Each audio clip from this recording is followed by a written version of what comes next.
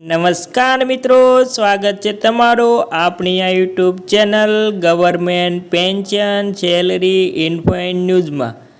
તો મિત્રો 1 મે 2025થી વૃદ્ધો, વિધવા, વિકલાંગોના પેન્શન માટે જે નવા નિયમ લાગુ થયા છે તેના વિશે આજે આપણે વાત કરવાના છીએ।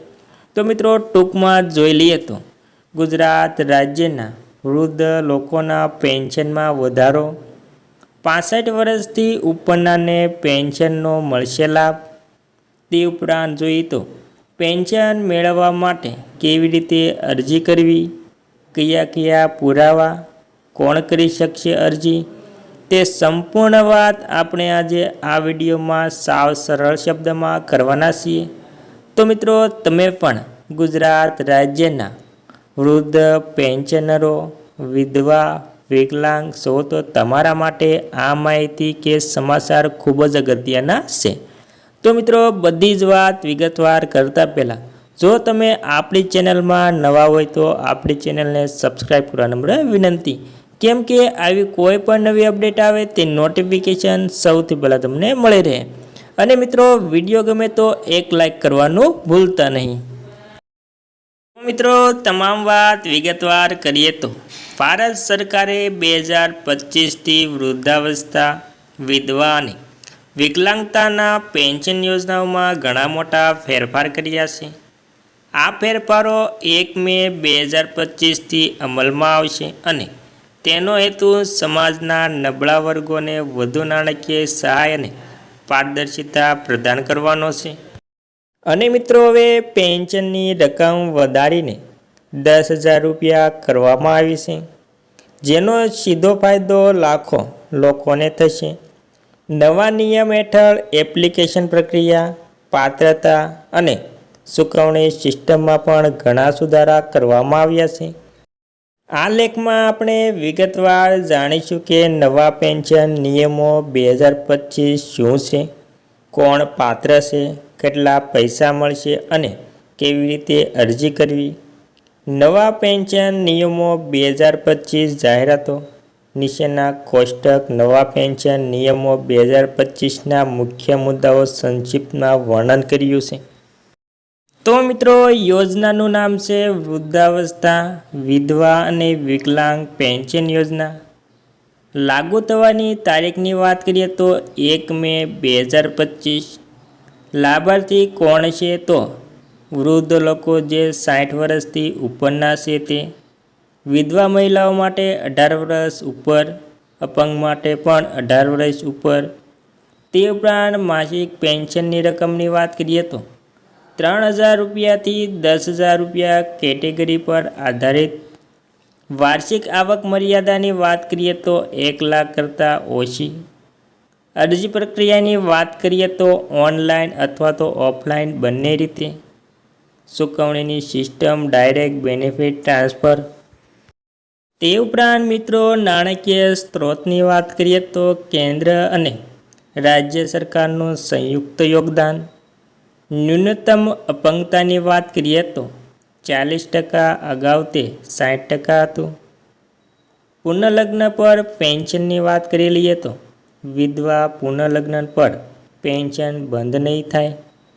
દસ્તાવેજોની વાત કરીએ તો આધાર કાર્ડ, બેંક ખાતું, આવકનો પુરાવો, વિકલાંગતાનું પ્રમાણપત્ર।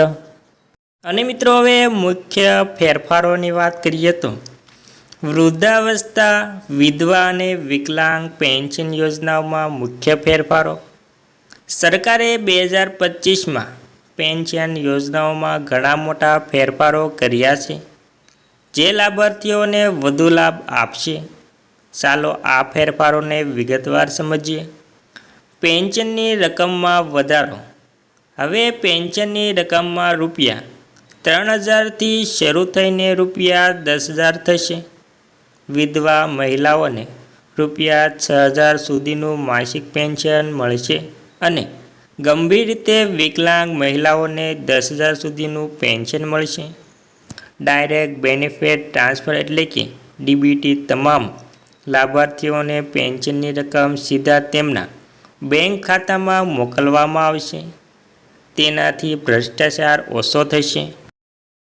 અને મિત્રો હવે આપણે લાયકાતના માપદંડમાં સુધારા વિશે જોઈએ તો હવે ફક્ત તે જ પાત્ર હશે જેમની વાર્ષિક કુટુંબ આવક ₹1 લાખ કે તેથી ઓછી છે.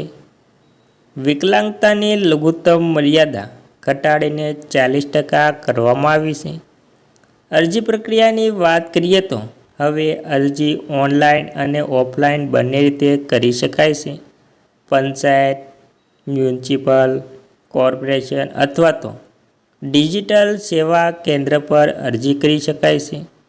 ડિજિટલ પેમેન્ટ ફરજિયાત, જેમ કે તમામ પેન્શનરો માટે ડિજિટલ પેન્શન સિસ્ટમ ફરજિયાત બનાવવામાં આવી છે. આ સમયસર ચૂકવણી ખાતરી કરશે. અને મિત્રો હવે પુનઃલગ્ન પેન્શનની વાત કરીએ તો પુનઃલગ્ન સ્થિતિ હવે પુનઃલગ્ન પર વિધવાઓનું પેન્શન બંધ નહીં થાય. આ મહિલાઓને ફરીથી જીવન શરૂ કરવામાં મદદ કરશે.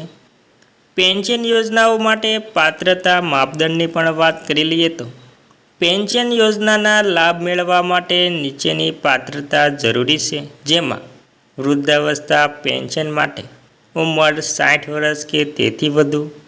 વાર્ષિક આવકની વાત કરીએ તો 1 લાખથી ઓછી. નાગરિકતાની વાત કરીએ તો ભારતીય. વિધવા પેન્શન, જે સ્ત્રીની ઉંમર 18 વર્ષ કે તેથી વધુ. અને તે ઉપરાંત પતિના મૃત્યુનું પ્રમાણપત્ર. વાર્ષિક આવક 1 લાખથી ઓછી. પુનઃલગ્ન પછી પણ પેન્શન ચાલુ રહેશે. વિકલાંગતા પેન્શનરોની વાત કરીએ તો વિકલાંગતાઓની ઉંમર 18 વર્ષ કે તેથી વધુ. ન્યૂનતમ 40% અપંગતા. વાર્ષિક આવકની વાત કરીએ તો 1 લાખથી ઓછી. RPWD એક્ટ 2016 હેઠળ અપંગતા પ્રમાણિત પેન્શનની કરમુક્ત વિતરણની વાત કરીએ તો પેન્શનની રકમ લાભાર્થીની શ્રેણી અને આવક અનુસાર નક્કી કરવામાં આવે છે. નવી રકમ નીચેના કોષ્ટકમાં આપવામાં આવી છે. તો મિત્રો જોઈએ તો પેન્શનની રકમ કેવી રીતે નક્કી કરવામાં આવે છે. શ્રેણી, જૂની રકમ અને નવી રકમ. તો મિત્રો શ્રેણીની વાત કરીએ તો વરિષ્ઠ નાગરિકો જે 60 વર્ષ ઉપરના છે તેના માટે જૂની રકમ 3000 છે અને નવી રકમ 3000થી 10000 રૂપિયા છે. બીજું છે વિધવા સ્ત્રીઓ, જેની જૂની રકમ 3000 છે અને નવી રકમ 6000 સુધી શ્રેણીમાં. ગંભીર અપંગતાની વાત કરીએ તો જૂની રકમ 1200 જે અને નવી રકમ 10000 સુધી. સામાન્ય અપંગતાની વાત કરીએ તો જૂની રકમ 400થી 1000 છે અને નવી રકમ 1500થી 2200 છે. BPL લાભાર્થીઓ જે 1000થી તેથી વધારીને 1600થી 2200 કરવામાં આવી છે.